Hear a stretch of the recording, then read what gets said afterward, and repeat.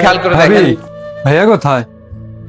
আরে ভাই তুমি এখানে? ভাবি, আমার চাকরি হয়ে গেছে, আর এটা আমার প্রথম মাসের স্যালারি, এটা আমি ভাইয়াকে দিতে আসলাম। আলহামদুলিল্লাহ ভাই, শুনে খুশি হইলাম যে তোমার চাকরি হয়েছে। কিন্তু মানুষ প্রথম মাসের স্যালারি পেয়ে একটা ভালো এবং পুণ্যের কাজ করে, আর তুমি এখানে আসলা যে? ভাবি, আমি জানি প্রথম মাসের স্যালারি দিয়ে ভালো একটা কাজ করতে হয়, মহৎ একটা কাজ করতে হয়। এই জন্যই আমি ভাইয়ার কাছে এসেছি। এই টাকাটা যদি আমি ভাইয়ার হাতে তুলে দিতে পারি, তাহলে এর থেকে পুণ্যের কাজ আমার জন্য আর কি হতে পারে। তোমার ভাইয়া তো বাসায় নাই, তুমি নিজে হাতে এই টাকাগুলো দিলে তোমার ভাইয়া খুব খুশি হবে। ভাবি, টাকাটা আপনি রাখেন, আর ভাইয়া এলে ভাইয়ের হাতে তুলে দিন।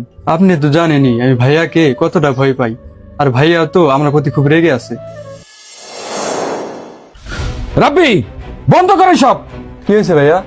তোর কি লজ্জা শরম বলতে কিছু নাই? সারাটা দিন বসে বসে গেমস খেলোস, পড়াশোনাটা ঠিক মতো করস না, বাড়িতে কোনো কাজ করস না, বাজে ছেলে পেলেদের সাথে মিশে থাকোস, আর বাড়িতে যখন থাকোস এই মোবাইলের মধ্যে ঢুকে থাকোস। দাঁড়া দাঁড়া বলছি, আমি তোকে ছাপ ছাপ জানিয়ে দিচ্ছি, এই বাড়িতে যদি থাকতে হয় কাজ করে থাকতে হবে, ইনকাম করে থাকতে হবে। আমি আর তোকে বসায় বসায় খাওয়াতে পারবো না।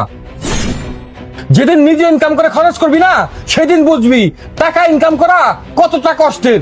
তুই তোর রাস্তা দেখ, যা বের হয়ে যা বাড়ি থেকে, বের হয়ে যা, যা।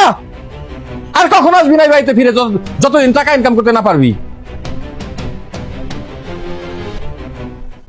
শোনো, আজ যে তুমি তোমার ভাইয়ের সাথে এমন আচরণ করলা, এটা কি করা উচিত হয়েছে? কি করলা তুমি এটা? পাড়া প্রতিবেশীরা যদি শোনে কি বলবে তোমাকে? আজ যদি ও ছোট মানুষ ভুল একটা সিদ্ধান্ত নিয়ে নেয়, কি করবা তখন তুমি? তোমার কি মনে হয় আমার আপন ভাইকে বাড়ি থেকে বের করে দিয়ে আমি খুব খুশি হয়েছি? আজ আমি যা করেছি ওর ভালোর জন্যই করেছি। চাইলে সারাটা জীবন আমি ওকে বসায় বসায় খাওয়াইতে পারি, কিন্তু ও যদি আমার ভরসাতেই থেকে যায় আর আমার যদি একটা কিছু হয়ে যায়, তখন ওর কি হবে? শোনো, ও এখন নিজে কিছু করবে, তুমি দেখে নিও, ও অবশ্যই